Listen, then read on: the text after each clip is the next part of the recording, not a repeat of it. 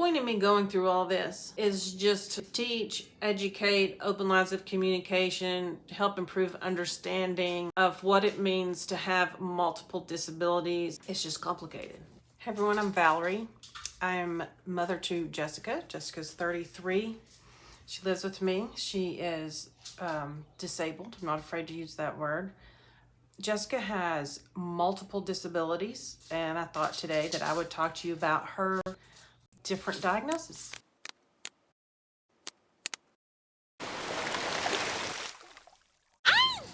So when I was pregnant with Jessica, I had a normal pregnancy. Nothing out of the ordinary happened.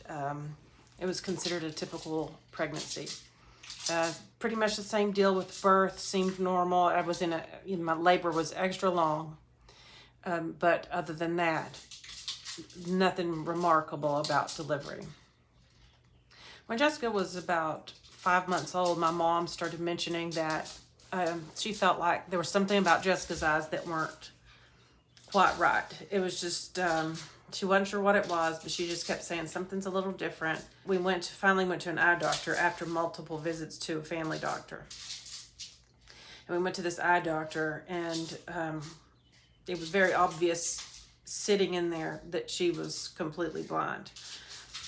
That was when she was about 6 months old, and yes, she was completely blind. She had no vision. She had no light perception or anything. And we did some imaging to discover why that was the case. And in the imaging, it's very clear what the issue is. Now, if this is, I can't make a good brain, but if this is the brain, let's say this is the front and this is the back, there's a whole section back here that wasn't there. It was a fluid filled area, and it wasn't just on this side, it was also over here a little bit too. And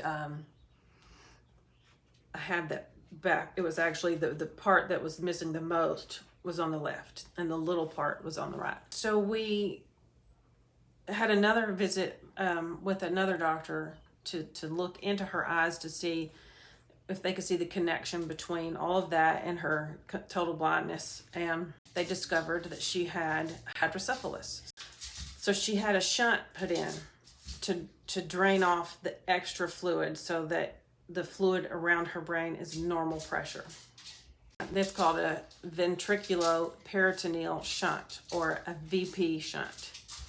And what that means is she's got a tube that is inside her brain that's in that pocket of fluid, and then there's a pump right about here. So that tube comes to this pump. Then the pump, there's a different tube connected on the outside of the pump, and the tube runs behind her ear, down her neck, down her chest. All of that's right up under the skin. You can feel it, and y'all can see it if you ever look at her in videos. You can see this line right here. And then it goes into the abdomen, and that fluid drains into the abdomen. Luckily, Jessica's never had many problems with her shunt. It did pull apart. The tubing back here pulled apart one time, and she had to have it replaced. The only other issue she has really is that for some reason it keeps tightening up, and it's real tight. The tubing is kind of tight in her neck, but they just kind of leave it alone. All that happened when she was about 6 months old. So right at that time we started early intervention.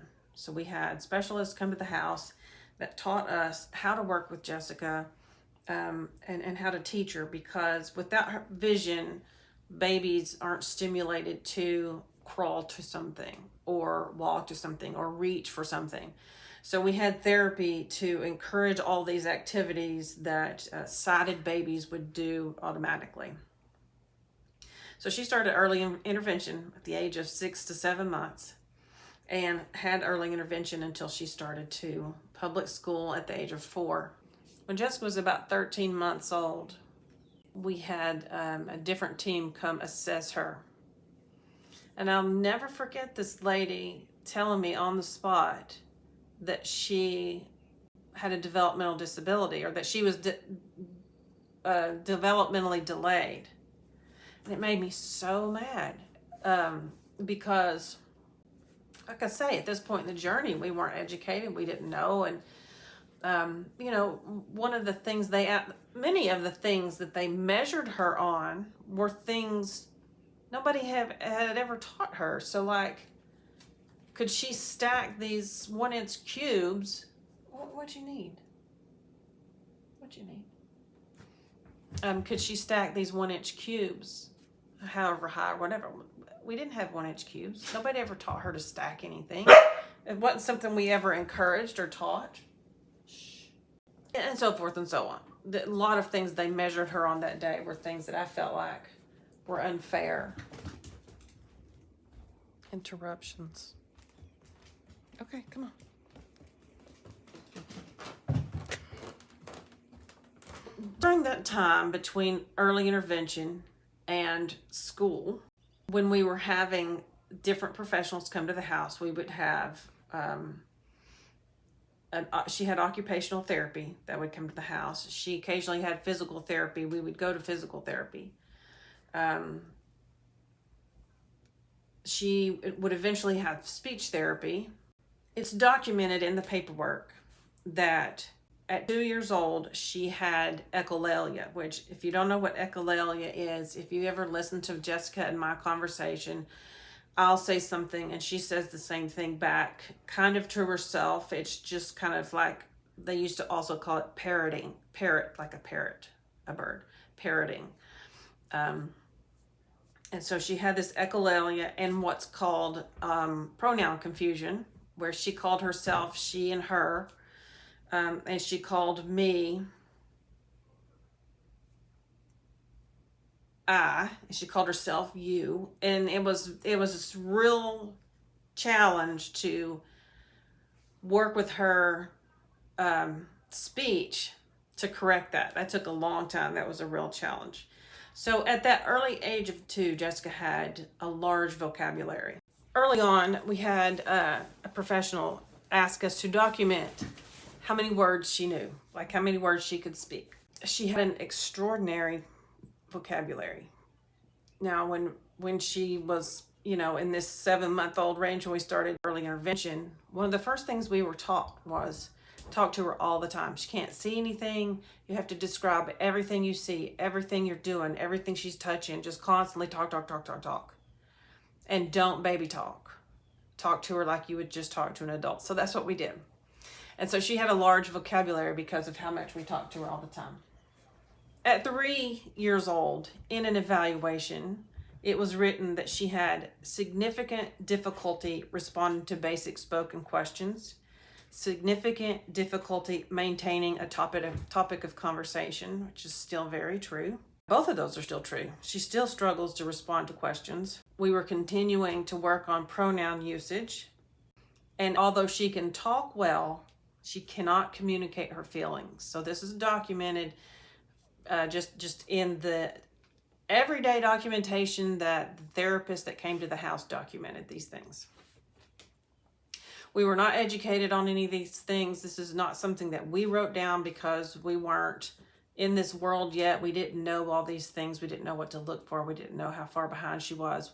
So this was all therapy comments. So sometime in that 3rd year, when we were prepping to go to elementary school, we had to go to a school for the blind to have an evaluation done. I heard someone, a professional from the school, talking to another individual. I just overheard the comment where somebody mentioned autism. Later in a meeting, I heard you compare Jessica to an autistic student. I want to know more about that. And she denied it. She said she didn't do it, that that I was wrong, that I didn't hear that. And I said, I heard you say it, and she denied saying it. But then she handed me a piece of paper, like a pamphlet, and it was about autism, and it was about your right to get an assessment, like a private assessment done. And so from that point forward, we, for the first time ever, researched autism, looked into what autism was. We weren't familiar with it at all, and it took years to get the diagnosis. It took years to get the assessment. She didn't have her first official assessment through the school system until she was 5 years old. And at that point, they said that she wasn't autistic, that all of these things that we were seeing that are symptoms, signs, presentation of autism were simply because she was blind. And I said, look, we've been around blind kids. They are not like Jessica. She is not like other children. It's not because she's blind.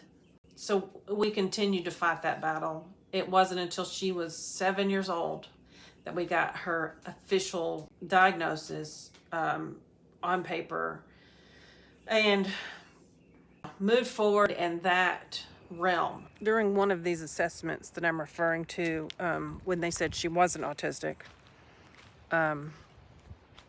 one of the nurses asked me if she had seizures. Well, no. I mean, nobody had ever mentioned anything about seizures, and so I told her no, she didn't have seizures. Oh, gross. So I told this nurse, no, she doesn't have seizures. And the nurse said, oh, I think she does. So that took us on a new road of a new diagnosis. And she was tested shortly after that. And indeed, she was having seizures constantly. Multiple seizures a minute. I mean, like so many every minute. And so the doctor said she's only hearing bits and pieces of things you say all the time, because when she's having the seizure, she's not hearing anything. So she might hear, if you were counting, she might hear you say 1, 2, 5, 6, 9, 10, whatever, like that. And she wouldn't know she's missing anything. It would just be all broken up. So we started on seizure medication. And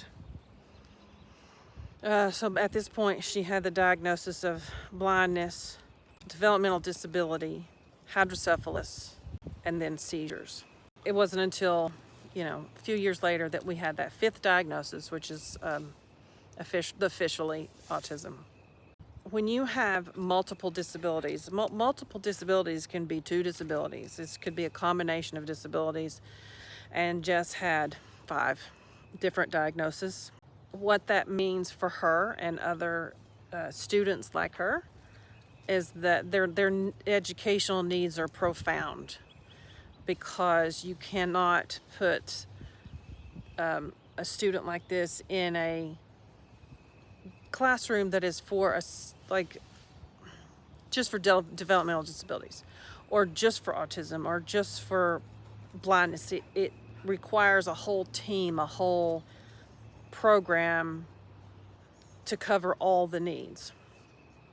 And that's a challenge for the school systems. It's a challenge for the teachers. It's a challenge for the parents. So I just wanted to talk about the multiple disability aspect of things, because when you look at Jessica, and if you try to pigeonhole her into autistic or into she's a blind person or whatever, it doesn't work that way. She's all of those things combined all the time, every single day. And it's a real challenge. I think Jessica's very intelligent. I think she has a lot of potential. But there's so many obstacles. There's so many different factors that contribute in that it just you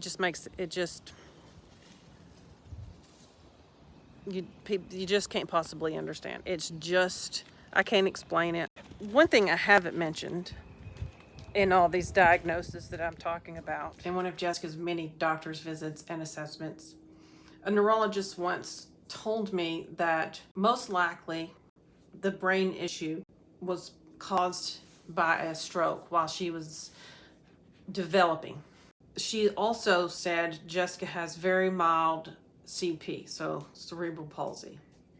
It's very much not noticeable to people that don't know. If you're familiar or you know somebody else that's similar, you would notice. I've had a follower reach out to me and ask me specifically. So if you'll notice her posture, how she holds, especially her right arm, she holds her right toes up like this. She's weak on her right side. That's where she's totally blind on her right side, and her weakness is on her right side. That's also a diagnosis, although it's not a prominent diagnosis for her at all. So that really makes 6 diagnoses. The point of me going through all this is just to teach, educate, open lines of communication, help improve understanding of what it means to have multiple disabilities and how they affect each other, how it affects the whole person. And it's just complicated. It's a complicating thing. And another video I'm going to do later, I'm going to do a more in-depth video about why we use a wheelchair when we go to Disney. A lot of people understand, especially people that have been to Disney more than once. I think anybody would really understand if they have been following us and if they're familiar with what it's like to be at Disney. There's more to the story than that, but I will go into that later. But it is an example of how people can be confused about multiple disabilities.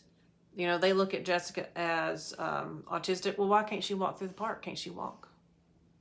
Somebody will look at her as blind. Well, can't she hold on to it? Can't she use a cane and get through the park? There's so many parts of it you cannot see. And when you fit all the pieces together. Anyway, I'm not going to go into it here. That's another video. I'm very open to questions. I hope this has been helpful. I frequently get asked about Jessica's communication skills. And so I'm open to answering questions about that. And I will probably do a video specifically about communication skills one day soon, because I think that's also confusing to a lot of people. Let me just kind of wrap it back up. Jessica was diagnosed as being blind when she was about 6 months old. She was diagnosed with hydrocephalus when she was 6 months old, 7 months old. She was diagnosed with developmental delay at 13 months. She was diagnosed with seizures when she was almost 5. We got her official autism diagnosis when she was 7. And she was diagnosed with CP somewhere in those early years. I don't remember specifically when the doctor told us that. So those are Jessica's combinations of disabilities. And so you've got a visual disability, you have fine motor skill disability, you have gross motor skill disability, you have the seizures, the epilepsy that can cause this disruption in the thought processes. Because of the brain damage, there's also the speech language issue. That's because the damage goes into her speech and language center in her brain. If you like this video, please give it a thumbs up. It helps us out, helps the video get shown, which will help educate people. And if you haven't subscribed and you enjoy our videos, please consider subscribing to our channel. Help our channel grow. And if there's if there's a specific video you would like to see us make that we haven't made, or maybe we've made one, you want another one, let us know in the comments below. Thanks. Bye.